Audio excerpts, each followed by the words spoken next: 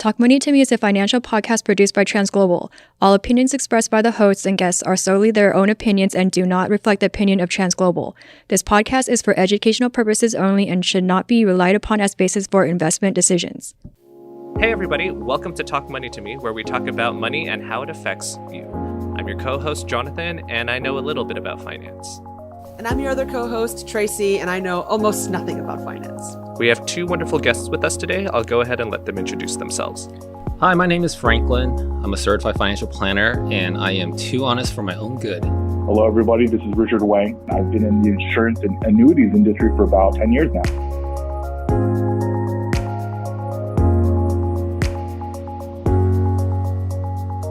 Today, we're going to talk about net worth. We see this term thrown around a lot when we're looking at big-name celebrities and very high-profile public figures.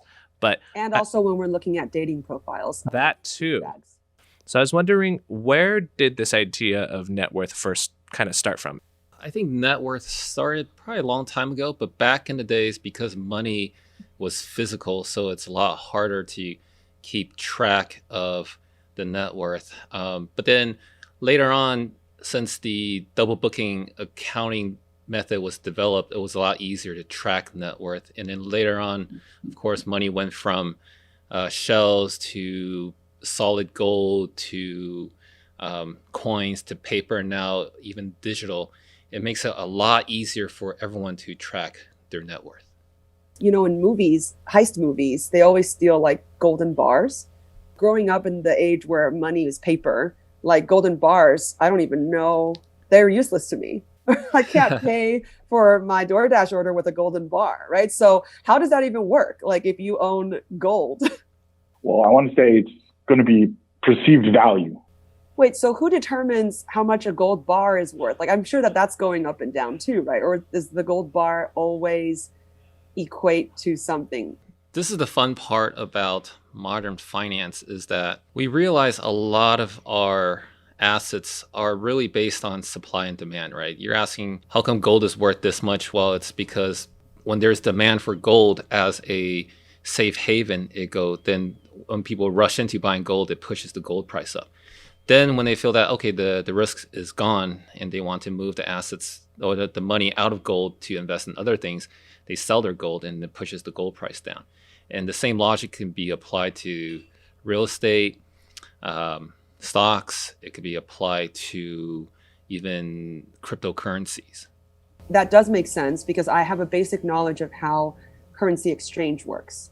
It sounds like it's kind of similar to that, but I just don't understand, like in terms of net worth, why do they think gold is the solution to that? That's a very long question, but I think it's a great question because it kind of clarifies how come certain assets move in different directions under certain kind of scenarios. So net worth really is as simple as assets minus liabilities. And now we're talking about assets, right? Gold as part of the assets. And when we talk about assets, we also have to think of assets in terms of storage of wealth, right? The purpose of everyone accumulating assets is hoping that it will be worth more. Nobody buys a house saying that, oh, I hope it drops 30%.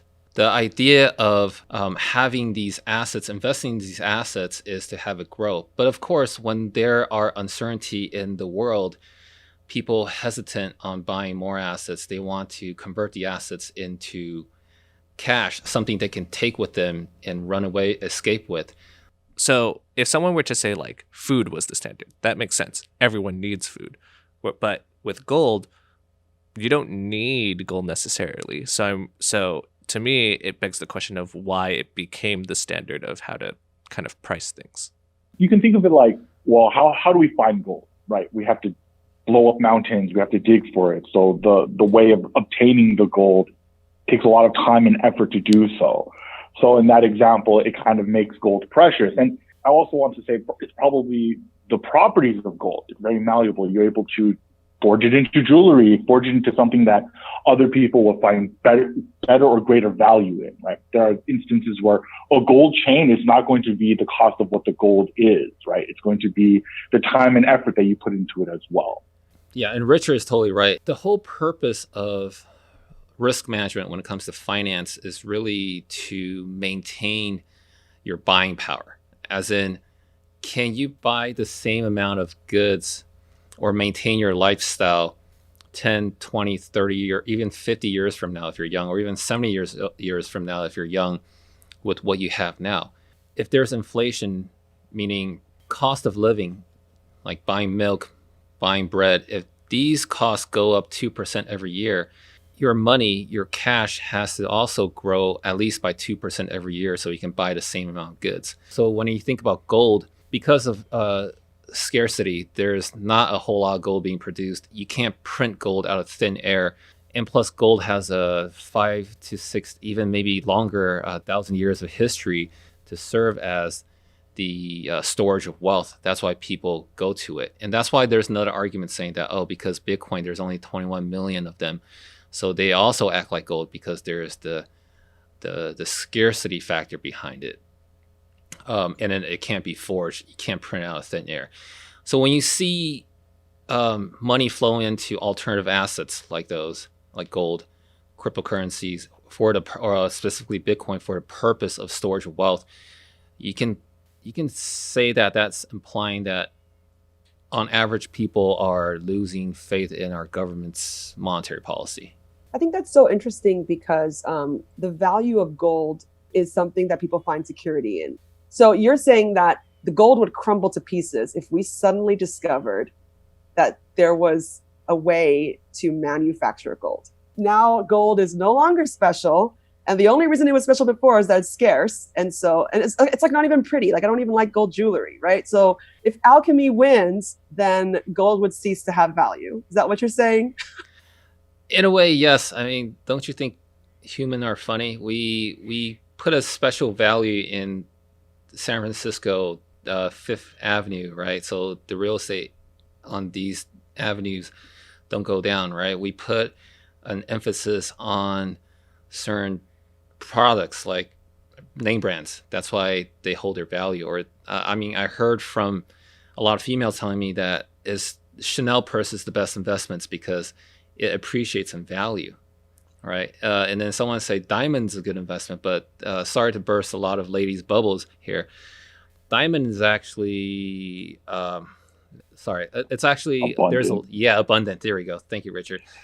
But De Beer is one of the biggest controller of the global diamond supply, so they're able to control the supply so to keep the price up, right? So again, supply and demand is what drives the short-term price up and down in any assets that we come across. Assets minus liabilities, right, is what you said earlier.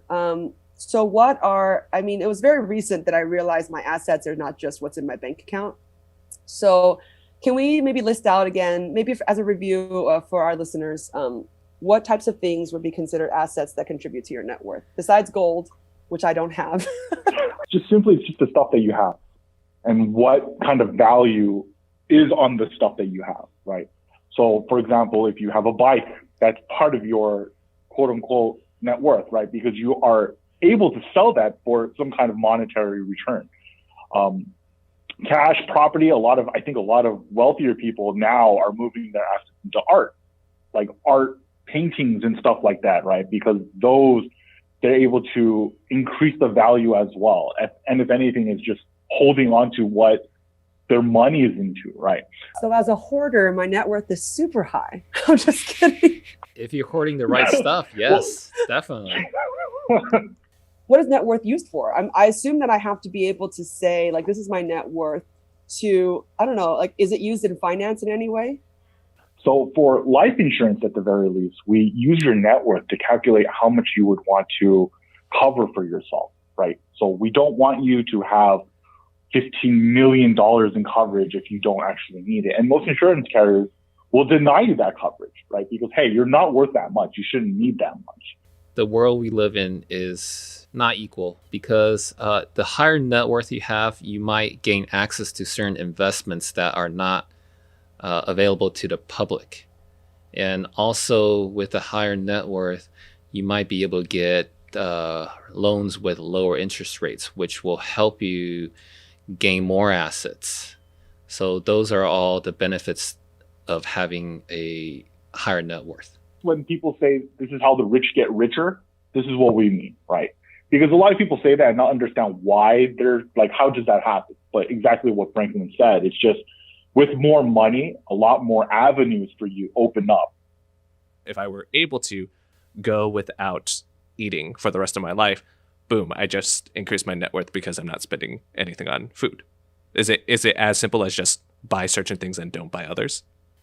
In my 15 years in this business, I never seen anyone getting rich off budgeting alone. So you have to find a way to expand your earnings and then take the earnings, make it into more savings to invest and make more money. Don't worry, even Warren Buffett was just a middle class until he got to his 50s. So he really took the first half of his life just accumulating wealth little by little. Yeah, so it's never too late.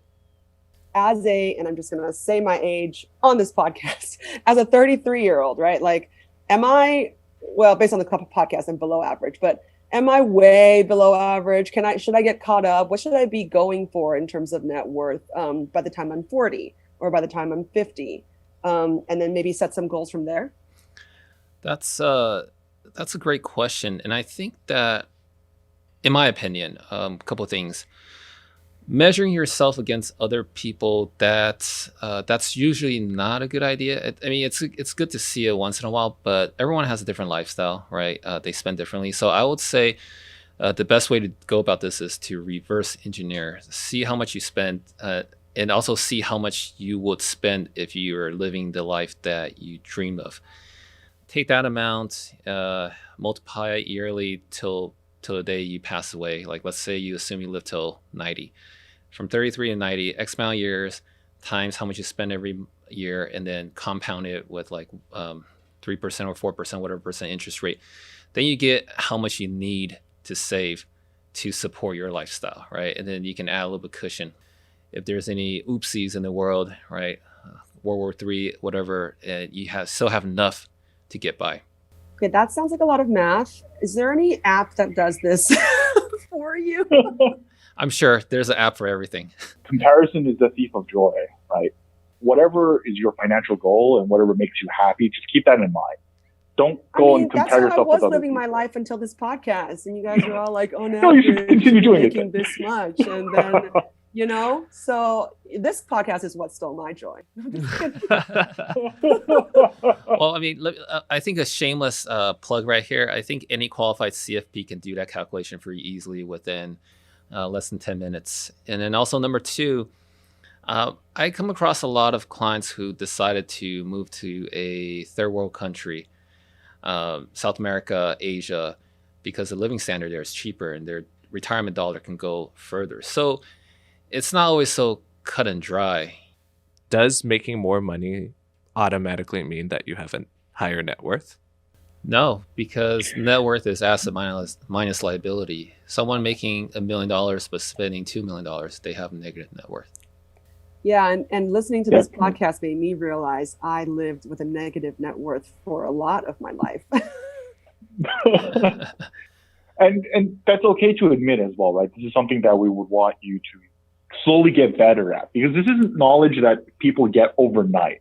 Yeah, and I really like what Franklin said earlier about buying power as being, because that means that there's no sort of like, you must have this net worth, right? It's pretty much arbitrary. It's a tool for you to then live the life that you want to live. And we're talking about net worth. And for me, the word worth has a lot more meaning than just like financial worth, right? Like, what do I value in life? There's a really famous campaign with MasterCard or whatever that was like, these things are priceless, but for everything else is MasterCard. And I feel like that was a really effective campaign because it acknowledges that there are things that your credit card can't buy for you.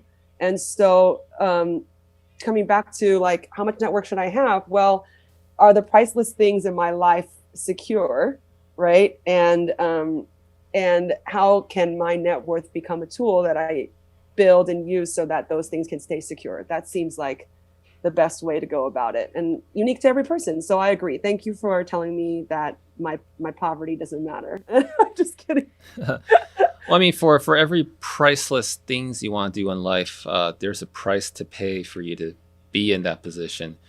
And I think being financially literate is the goal, right? So we can help everybody, including ourselves, be free and have the time to do the priceless stuff. And with that, we'll go ahead and draw this episode to a close. Thanks again to our guests for coming to speak with us. We'll catch you on the next one.